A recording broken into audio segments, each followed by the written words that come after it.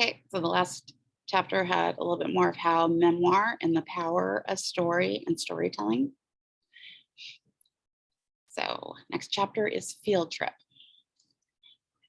A few months after completing In the Field, I returned with my daughter to Vietnam, where we visited the site of Kiowa's death and where I looked for signs of forgiveness or personal grace or whatever else the land. Okay, sounded like someone was coming in, so let's start that again. A few months after completing In the Field, which is another book that he wrote, I returned with my daughter to Vietnam, where we visited the site of Kiowa's death and where I looked for signs of forgiveness or personal grace or whatever else the land might offer. The field was still there, though not as I remembered it, much smaller, I thought, and not so nearly as menacing. And in bright sunlight, it was hard to picture what had happened on this ground some 20 years ago. Except for a few marshy spots along the river, everything was bone dry. No ghosts, just flat grassy field. The place was at peace.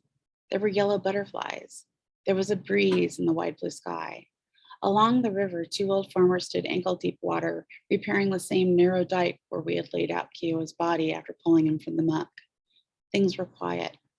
At one point, I remember one of the farmers looked up, shaded his eyes, staring across the field at us. Then, after a time, he wiped his forehead and went back to work. I stood with my arms folded, feeling a grip of sentiment and time. Amazing, I thought, 20 years. Behind me in the Jeep, my daughter Kathleen sat waiting with a government interpreter, and now and then I could hear the two of them talking in soft voices. They were already fast friends. Neither of them, I think, understood what all of this was about, why had I insisted on searching out the spot. It had been a 2-hour ride from Chiang Mai City, bumpy dirt roads in a hot August sun, ending up in an empty field on the edge of nowhere. I took out my camera, snapped a couple of pictures, and stood gazing out at the field. After a time, Kathleen got out of the Jeep and stood beside me. You know what I think? She said. This place stinks. It smells like, God, I don't even know what. It smells rotten. And sure it does. It sure does. I know that. So when can we go? Pretty soon. She started to say something, but then hesitated. Frowning, she squinted out at the field for a second, then shrugged and walked back to the beach. Kathleen had just turned 10, and this trip was kind of a birthday present, showing her the world, offering a small piece of her father's history. For the most part, she'd held up well, far better than I. Over the first 2 weeks, she had trooped along without complaint as we hit the obligatory tourist stops, Ho Chi Minh's mausoleum in Hanoi, a model farm outside Saigon, the tunnels of Chi Chi, the monuments and government offices and orphanages. Most of this, Kathleen had seemed to enjoy the foreignness of it all, the exotic food and animals. Even during those periods of boredom and discomfort, she found a good-humored tolerance. At the same time, however, she seemed a bit puzzled. The war was as remote to her as a caveman and dinosaurs. One morning in Saigon, she'd asked what it was all about. This whole war, she said. Why was everybody so mad at everybody else? I shook my head. They weren't mad exactly. Some people wanted one thing and other people wanted another thing. What did you want? Nothing, I said. To stay alive. That's all? Yes. Kathleen sighed. Well, I don't get it. I mean, how come you were here in the first place? I don't know, I said, because I had to be. But why? I tried to find something to tell her, but I finally shrugged and said, it's a mystery, I guess. I don't know. For the rest of the day, she was very quiet. The night, though, just before bedtime, Kathleen put her hand on my shoulder and said, you know something?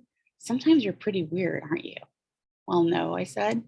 But you are too. She pulled her hand away and frowned at me. Like coming over here. Some dumb thing happens a long time ago and you can't forget it. And that's bad? No, she said. That's weird. In the second week of August, near the end of our stay, I'd arranged a side trip to Quang Ninh. The tourist stuff was fine, but from the start, I'd wanted to take my daughter to the places I'd seen as a soldier. I wanted to show her the Vietnam that kept me awake at night. The shady trail outside the village of Mai Key, the filthy old pigsty on the Ban Tangan Peninsula. Our time was short, however, and choices had to be made. And in the end, I decided to take her to the piece of ground where my friend Kiowa had died. It seemed appropriate, and besides, I had business here. Now, looking out at the field, I wondered if it was all a mistake. Everything was too ordinary. A quiet sunny day, the field was not the field I remembered. I pictured Kiowa's face, the way he used to smile, and all I felt was awkwardness of remembering. Behind me, Kathleen let out a giggle. The interpreter was showing her magic tricks. There were birds and butterflies, the soft rustlings of rural anywhere. Below the field, the relics of our presence were no doubt still there, the canteens and bandoliers and mess kits. This little field, I thought, had swallowed so much.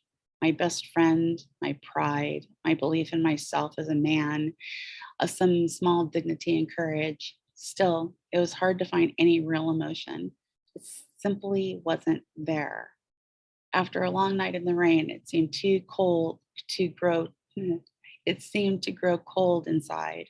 All the illusions gone, all the old ambitions and hopes for myself sucked away into the mud. Over the years, that coldness never entirely disappeared. There were times in my life when I couldn't feel much, not sadness or pity or passion. And somehow I blamed this place for what I had become. And I blamed it for taking away the person I'd once been. For 20 years, this field had embodied all the waste that was Vietnam, all the vulgarity and horror. Now it was just what it was, flat and dreary and unremarkable. I walked up toward the river trying to pick out specific landmarks, but all I recognized was the small rise where Jimmy Cross had set up his command post that night. Nothing else. For a while, I watched the two old farmers working under the hot sun. I took a few more photographs, waved at the farmers, then turned and moved back to the Jeep. Kathleen gave me a little nod. Well, she said, I hope you're having fun. Sure. Can we go now? In a minute, I said, just relax. At the back of the Jeep, I found a small cloth bundle I'd carried over from the States. Kathleen's eyes narrowed. What's that? Stuff, I told her. She glanced at the bundle again, then hopped out of the Jeep and followed me back to the field. We walked past Jimmy Cross's command post, past the spot where Kiowa had gone under, down to where the field dipped into the marshland along the river. I took off my shoes and socks. Okay, Kathleen said, what's going on? A quick swim. Where? Right here, I said, stay put. She watched me unwrap the cloth bundle. Inside were Kiowa's old moccasins. I stripped down to my underwear, took off my wristwatch, and waded in. The water was warm against my feet. Instantly, I recognized that soft, flat feel at the bottom. The water here was at least 8 inches deep. Kathleen seemed nervous. She squinted at me, her hands fluttering. Listen, this is stupid, she said. You can't even hardly get wet. How can you swim out there? I'll manage. But it's not, God, it's not even water. It's mush or something. She pinched her nose and watched me wade out into the water, reached my own knees. Roughly here, I decided, is where Mitchell Sanders had found Kiowa's rucksack. I eased myself down, squatting first, then sitting. There again was that sense of recognition. The water rose to mid-chest, a greenish brown, almost hot. Small water bugs skipped along the surface. Right there, I thought. Leaning forward, I reached in with the moccasins and wedged them into the soft bottom, letting them slide away. Tiny bubbles broke along the surface. I tried to think of something decent to say, something meaningful and right, but nothing came to me. I looked down into the field. Well, I finally managed. There it is. My voice surprised me. It had a rough, chalky sound, full of things I did not know were there. I wanted to tell Kiowa that he'd been a great friend, the very best, but all I could do was slap hands with water. The sun made me squint. 20 years, a lot like yesterday, a lot like never. In a way, maybe I'd gone under with Kiowa. And now, after 2 decades, I'd mostly worked my way out. A hot afternoon, a bright August sun, the war was over. For a few moments, I could not bring myself to move, like waking from a summer nap, feeling lazy and sluggish, the world collecting itself around me. 50 meters up the field from the farmers stood watching from the dike. The man's face was dark and solemn. As we stared at each other, neither of us moving, I felt something go shut in my heart while something else swung open. For a second, I wondered if the old man might walk over to exchange a few war stories. But instead, he picked up a shovel and raised it over his head and held it there for a time, grimly, like a flag. Then he brought the shovel down and said something to his friend and began digging into the hard, dry ground. I stood up and waded out of the water. What a mess, Kathleen said. All that gunk on your skin. You look like, wait till I tell mommy. She'll make you sleep in the garage. You're right, I said. Don't tell her. I put on my shoes. I took my daughter's hand. I led her across the field to the Jeep.